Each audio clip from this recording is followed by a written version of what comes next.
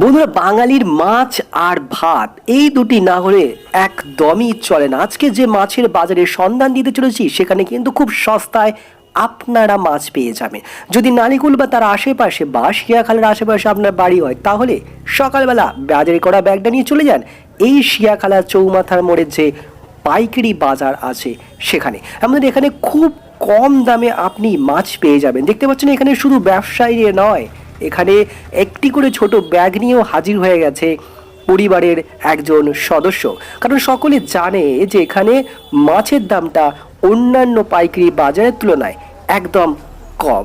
তাই আপনি যদি না গিয়ে থাকেন একবার সকালবেলা চলে যান এই মাছের বাজারে এবং দেখে আসুন কতটা সস্তার মাছ এখানে আপনি পাবেন। এমনটা দেখাচ্ছি শিয়াখালা, নালিকুল থেকেও যেতে পারেন, বারুইপাড়া থেকেও আপনি যেতে পারবেন এই পাইকারি বাজারে। যদি আপনার বাড়িতে কোনো অনুষ্ঠান থাকে তাহলে তো অবশ্যই যেতে হবে শিয়াখালা পাইকারি বাজারের এই সস্তা মাছের মার্কেটে।